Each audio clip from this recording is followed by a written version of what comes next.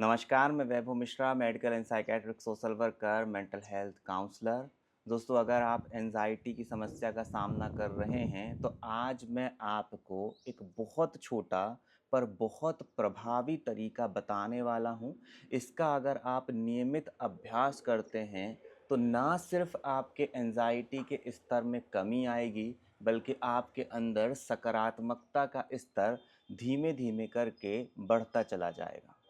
दोस्तों, आप सभी ने एक बात नोटिस करी होगी कि जब एंजाइटी बढ़ती है, तब नकारात्मक विचार बहुत अधिक मन में बढ़ जाते हैं।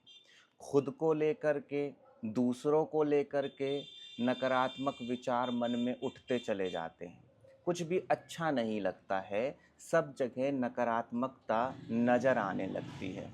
बहुत बार एक इंसान खुद को कोसने लग जाता है, वह दूसरों को कोसने लग जाता है, वह तुलना करने लग जाता है कि दूसरों का जीवन बहुत अच्छा चल रहा है, मेरा जीवन खराब चल रहा है।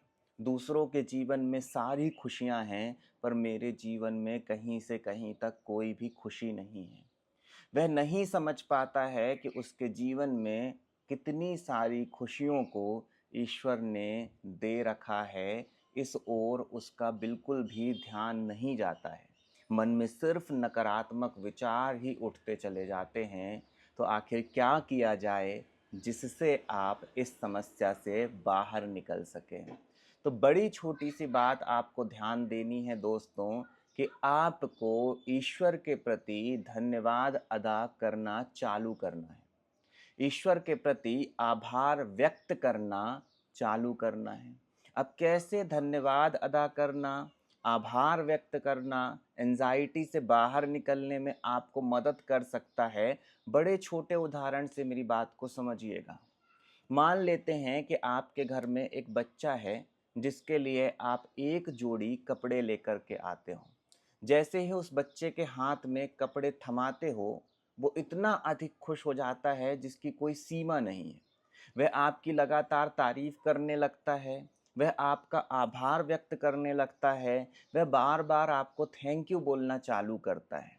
अब आप स्वयं बताइए कि जब बच्चा आभार व्यक्त करेगा, आपको थैंक यू बोलेगा, तो उस दौरान क्या स्थिति बनेगी?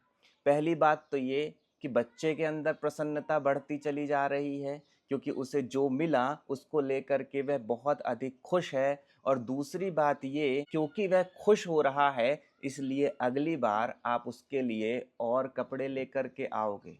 अब इसी परिस्थिति को आप विपरीत कर दो दोस्तों, कि आप कपड़े लेकर के घर में बच्चे के लिए पहुँचे, बच्चा कपड़ों को देखता है और साइड में रख देता है। वह बिल्कुल भी खुश नहीं होता है, वह बिल्कुल भी आभार व्यक्त नहीं करता है। तो आप स्वयं बताओ, क्या आपका मन अगली बार उसे कपड़े ला कर के देने का होगा? हो सकता है मजबूरीवश आप उसे अगली बार कपड़े ला करके दे दो। अगर बच्चा बार बार यही हरकत करता है कि वह आभार व्यक्त नहीं कर रहा है, वह खुश नहीं हो रहा है, तो क्या आप उसे ला करके दोगे कपड़े? बिल्कुल भी नहीं। क्या आप उसके लिए कुछ करना पसंद करोगे? बिल्कुल भी नहीं। यही बात लागू होती है दोस्तों, हमारे साथ और उस ऊपर वाले ईश्वर के साथ। वह हमें बहुत कुछ देता है, पर जब हम उसका आभार व्यक्त करना बंद कर देते हैं, तो धीमे धीमे करके हम स्वयं वो सारे रास्ते बंद कर देते हैं जिससे हमारे पास खुशियाँ आने वाली हैं।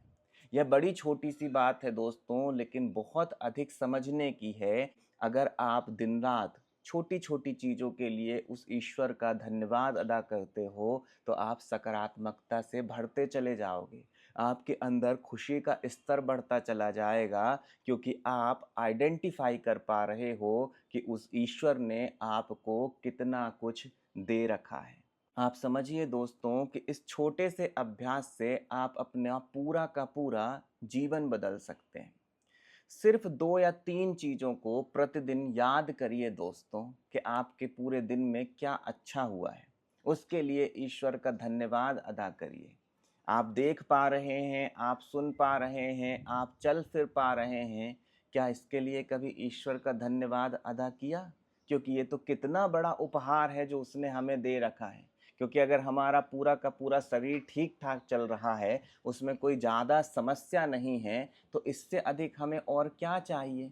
बाकी सब तो हम अपने प्रयासों से पा ही लेंगे। एंग्ज़ायटी तो बड़ी छोटी-सी चीज़ है दोस्तों, सिर्फ़ थॉट प्रोसेस में गड़बड़ी है। विचार प्रक्रिया में थोड़ी गड़बड़ी आने की वजह से एंग्ज़ायटी की समस्या हो जाती है।